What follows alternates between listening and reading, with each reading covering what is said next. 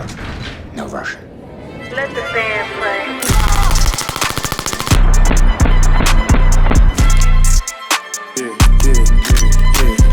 Yeah, I'm a 90s baby. Lately I've been going crazy. I've been going crazy lately. I've been going crazy. Yeah, I've been going crazy. Yeah, I've been getting paper. Made a hole in without a muff. Major label, yeah. They like clock, you major. I just set a new set of foes on a new Mercedes. Tryna have my baby. I can't go out like that, baby. No way. Big watch, big clock, flavor. Got all these feeling my front sway. All these feeling my front sway. I be pissed at they tryna pull me up the runway. And I still remember those days. I can wait to go to school just to show off my new J's. Hard hit, what you say? Push up on my make a steak like Lupe. And I got some things on me like Hussein. Haven't rapped the game yet with a new way. And I just bought a new chain. Got a fake 2 chains. Y'all put 2 pay. Yeah, y'all insane. We was taking before we ever heard of Wu-Tang. Yeah, I'm higher than 2 places. Drinking fake drink, man. 2 lines. Hey, man. Yeah, lame is lame. Play with us, what aim and bust. Yeah, ate them up. Hey, slam dunk your ain't no laying up. Bring up that bag, ain't no waiting up. There we go. After 3 days of back and forth to the range, we finally have figured out the golden sauce to this thing. I think that when these are done, all the kinks that got worked through this beta period are not gonna be passed on to the customer. I can almost guarantee, in talking to Lima Six through all these processes, he's extremely receptive to the feedback. I could not see this kind of work being necessary for a final unit. Yeah! Today, guys, we have something really special. We are going to be discussing the only feds that we actually like. Belt feds. Shout out Christian, shout out Motto Memes for giving me that material. But today we're going to be talking about belt feds. Now, we're not going to be talking about belt fed machine guns because by definition, this is not a machine gun. I don't think YouTube is going to care how much I say it's not. I think they're still going to say it is and age restrict this and do all sorts of funny things. That's why we have merch. This video is 100% costed us more than in just ammo and coming out here for so many days and testing. Please head over there, buy a hat, show the channel support. Anyway, getting into stuff we actually care about, belt feds. This is a very exciting project that is nearing completion from a company known as Lima Six Belt Feds. The mission statement behind Lima Six here is to offer civilians a very affordable belt fed option. And now with the introduction of FRTs and super safeties, they genuinely have become viable, I guess, for all of our fantasies. I don't know. Now, these kits are significantly more affordable than the kits that are currently available from like Fight Light. I think those are somewhere north of $6. That's just insane. I think they have some for $4, and I think these are gonna be somewhere around $2. Even just the semi-auto versions of like a M249 and stuff are north of $10K and more. So we're gonna start with the manual of arms on this thing. It does not use this magwell at all. I have seen people make nutsack adapters that can go into the magwell, and then you can kind of take your belt, and what you do is you kind of lay it like this. It will kind of fill that up and then feed into your rifle. I don't have one, but I think I might print one. I will report back when that happens, but they exist already. Starting off with this thing, what we want to do here is very clever. You can see he has this magazine release button that actually opens up our tray. The first thing that I see people mess up on these is the orientation of their brass. You see there's a side with the metal links and a side that's open. This is the brass side, this is the link side. We call it brass to the grass. That means your brass looks at the floor and gets placed on the feed tray like so. What I found to be the easiest is to take your bolt, lock it to the rear just like any AR-15. It has that same AR-15 control. All they do is they kind of cut off the top button so you can fit the receiver. I'm gonna place my brass here and close my feed tray and just send my bolt home, and she is ready to go. Now, there are a couple issues that can pop up. This dust cover will not close, no matter how hard you try with that bolt forward. If you can see here, there's this little cam path, okay? And there's a little knob right there on top of our AR-15 style bolt carrier group. That clearly is just running into that right there. What you have to do is pull it back so that it's in this little straight area, and then you can close it. Or what I like to do is I just like to lock my bolt to the rear, and then your feed tray will close on this gun. If there's any dudes of our mill guys in the comments or anything, this looks extremely familiar to you because this literally is M249 parts. That's phenomenal as far as parts compatibility because if anything goes wrong, easy to fix. And then we have our feed tray or whatever you want to call that. I'm not a machine gunner, where you can just kind of set your stuff down here. Sometimes it's nice to have the little starting tab. I don't. I like to just hold it right here and send her home. Now, we just loaded our gun. We're gonna put it to the super safety to the middle mode, send her home. Once again, this is semi-automatic. I am pulling the trigger extremely fast for YouTube's sake. We'll see how far that goes. Had a little bit of variance in rate of fire. The majority of it is just the fact that your gun does have to pull your link up. And so sometimes the more like, you know, oiled up or not oiled up it gets and how much weight it's pulling, you might get some variance in rate of fire. That's where having that kind of nutsack hold all your ammo comes into play, so it doesn't have to like fight you just holding the belt. Moving on, we're gonna show you guys the inside of this thing. It is literally just an AR-15 lower receiver with a super safety. These do require an A5 length buffer system because this is a stretched receiver. You cannot run a normal carbine size buffer tube, okay? You need an A5 length buffer tube for this to work. And then we are running a spring coat orange with an H3. That is a lot. That's an enhanced power spring with an extremely heavy buffer, but that's what these things require. They need a lot of gas and a lot of mass to really operate that mechanism and feed those rounds. It has been extremely reliable. I mean, it's a tried and true system that Lima Six went with. Smart on him, honestly. This gun is a closed bolt. I mean, it's literally an AR-15 converted to operate an M249 style mechanism. If you fire so many rounds and your barrel gets so hot and you're stripping around and leaving it in the chamber, that round will slowly start to absorb the heat from the barrel and eventually ignite the powder and send the round off when you're not even pulling the trigger. We're gonna actually test how many rounds it takes to get a cook-off in this thing. We're gonna do our 200 round string and see if we can get a cook-off on that. Without further ado, here we go. 200 rounds, Dead Air Lazarus 6 can, Lima 6 belt fed, Hoffman super safety, ear protection. Going hot, 200 rounds, continuous string, hopefully Lima 6, will we get a cook-off?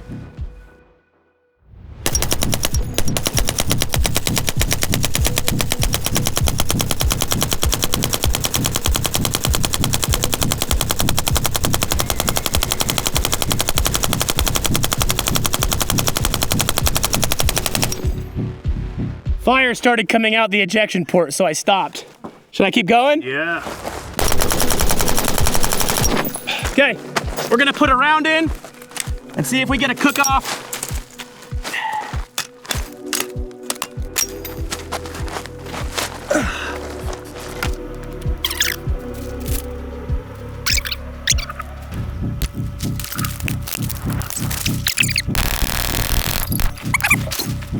What, 225 is what we're at?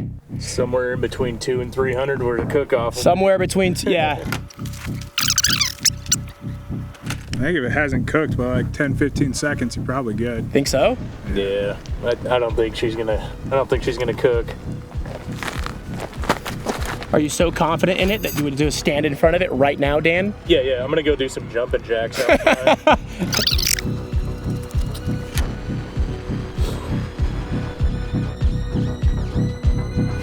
There it is! Oh, there it is! Bro. There it is! Holy shit. The long bake, dude. There it is! Could have made some cookies in that time. Oh! That's the live one jacked out there. Damn. So, there is your demonstration as to why belt feds are open bolt systems. You get some people on a belt fed that are unfamiliar with the system, and you know, let's just say they're all closed bolt. You can see how easily someone could set it, forget it, walk away, and have a really bad incident.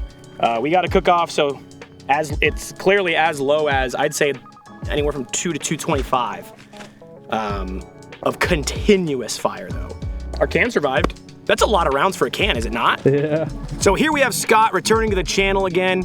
And for the record, I'm 6'4". Like 6'5". Now, Scott over there was saying, it's good. What do you think now? Eating a little crow? He's like, it would have happened in 10 seconds. We got like a minute in, and I was like, I'm pretty certain we're good. And Micah's exact words were, are you sure enough that you would go step in front of it right now? And like, no less than 20 seconds later, it cooks up. So we just shot all that. I'm gonna show you another downside. Scott, will you just go ahead and give this thing a rack? Just rack the gun. That was kind of mean. I shouldn't have done that to Scott, but I did do that to Scott. You realize why I'm wearing gloves? How hot would you, that like? Oh, I mean, like I've grabbed barrels that are colder than that. Yeah, dude. That was kind of mean. Oh, you're good. Are you sure? Yeah. Are we still friends? We're still friends. We've experienced the cook-off at about 200, 225 rounds. I do want to say this is not a Lima 6 issue. The reason for this is, like I said at the very beginning of this video, we're going to be talking about the only feds we like, belt feds. Why do we hate the feds, specifically the ATF? The ATF is the reason that we cannot have open bolts, despite open bolts not actually being machine guns. They treat open bolts like machine guns because they're too easily to convert to machine guns. But open bolts are not machine guns. And so once again, this is not a Lima 6 problem. I'm sure he would have gladly done an open bolt design if the ATF would allow him to. That's my little, what do you call that? Rant? Thank you, Scott. It's my little rant. Now we're gonna talk about the thing that I've been using to load the ammo, my linker. And that is for sure a racist term for what it's actually called, the linka. Here's how we do. We put our links like this. You just place them just like that in there. It's kind of easier if you put a round in it as you go so that they don't kind of like, you see how they're kind of getting messed up. Put a link down, put a round through, and you'd repeat the process all the way, and then you would close this, and boom, there you go. We have linked 3 rounds, just like that. This one is a BMG Parts Incorporated. This was so overpriced, it's ridiculous. This is a piece of aluminum that goes like slide. I could go to Home Depot and make this with a Dremel. Now, without looking it up, I want you to put a price in your head of what I think when I say overpriced. Like maybe, Dan, what's overpriced for this? $200. What's overpriced for this, Scott? Because you don't know how much it costs. $150 would be overpriced. This was $500! And it doesn't even have a cranker! You don't actually need a linker at all. You could just take your round, put one, oh, I'm already dumb. Don't listen to me. You could take 2 links. You can simply place them like that. And then you need this tab to the rear because it's going to, you see here, we have those 2. We're gonna push it through. And then that tab is going to lock into the rim. Bloop. I'm gonna say it's like almost not any slower than the linker. What do you think, Dan? Maybe marginally, but it's pretty quick too. Yeah, it's like, look at that. It's not $500 slower. Correct. I have dinner plans at 7, so we gotta wrap this up. And we have a plate rack down there. What is this, 25 yards-ish? Yeah, maybe like 40. Same shit. We got a string of 25-ish, maybe like 40. We're gonna try to clear that plate rack and not shoot my camera down range. She's nice and cooled off. We haven't really cleaned her. We've just kind of like squirted some lube. About 1,500 rounds later, she's chugging. Yep, doing good. Failure to feed. Could have been a bad link or something, but I mean, we are 1,500 rounds deep on this thing. I was kind of shocked we hadn't been running into more issues. Ignore the fact I didn't hit a single plate. I think it's about time she's due for a clean, dude. Also, I want to see where I'm shooting. I guess it is zeroed. I was just missing. Where's the link that I loaded? I think that linker broke our shit. All right, let's see if loading them by hand anything. I think she's just needing some lube, dude. Or the gas rings are cooked.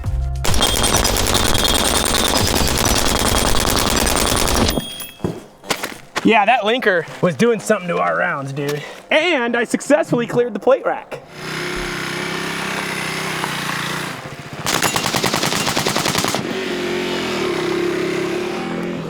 All right, the Lima 6, we've had fun at the range with it. We've got about 1,800 rounds on it. A lot of it was figuring out what was going on. And now we're gonna talk about this gun, my thoughts on the platform compared to other platforms and where it's at currently in the beta phase, because this still is in the beta. Once again, handguard, this is not the barrel it will be coming with, and I believe he's already selected a new gas system, but we're gonna be talking about my experiences with this beta unit so far. I know a lot of the criticism in the comments is going to be, hey dude, that's a terrible replacement for like an M249. So this is not a replacement for existing belt feds. This is a very affordable AR-ish compatible belt fed rifle. Now, what they did have intentions of doing is making kind of the working man's belt fed at a very low cost. But that doesn't come without the drawbacks. So I'm just gonna give you my laundry list of drawbacks right now. We're gonna trauma dump all over you guys. Starting off with my biggest complaint, it's going to be the gas system. The stainless steel gas tube on mine got bright red hot after that 200 round meltdown, and if you were holding this gun like this and you did more than that, you burst the gas tube and it burst all over your hands, guys, that would be a terrible day. There's a good reason that other belt feds are piston systems. Now, talking to Lima Six, he's also considering, or may even do, a kit where it comes with the PWS piston system in there. I think that a PWS piston system would benefit this rifle tremendously. I had a carbine length gas system. Everyone else kind of had a mid-length 18-inch barrel. I had a 16-inch carbine length. I think it was a little more violent of a gas system than everyone else's, so they probably had a little bit smoother of an experience, so I would like to see that longer gas system implemented in the final beta units. This handguard can pretty much kick rocks, the Yankee Hill machine. It's not a bad handguard, it's just not a good handguard for this particular gun. Going on the list of complaints, this gets ridiculously hot to the point where it will burn your hand, as we saw it happen to Scott. That's kind of the downside of it being reciprocating. And then on top of that, the other downside, yes, it's a reciprocating charging handle unlike other belt feds.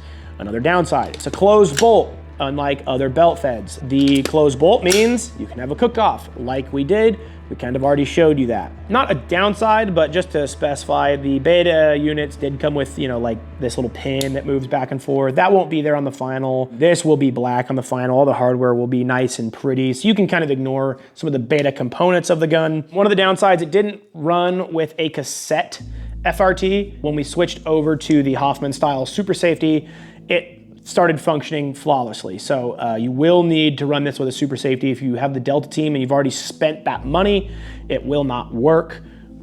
It puts too much drag on the bolt and doesn't have heavy enough hammers and gives you light strikes. The gas block that we had on this particular unit did have a tendency to self-adjust, and it was never very definitive for the clicks. That's the KAK adjustable gas block. I would put something better in there, like a Superlative, a Seekins, an SLR, anything but what's currently in it. Because it uses an AR, barrel essentially, it also is bolted to the upper, which means we do not have quick change barrels like most other belt feds out there. Dude, do you hate this thing? Oh my gosh, absolutely not. I just, as somebody who's presenting this to you guys, based on the value that this thing brings to the table, I just wanna let you guys, the consumer, know where the value comes from, okay? When you look at the price tag of other belt feds, all these things sort of start to make sense. They don't really bother me too much as far as the meat and potatoes.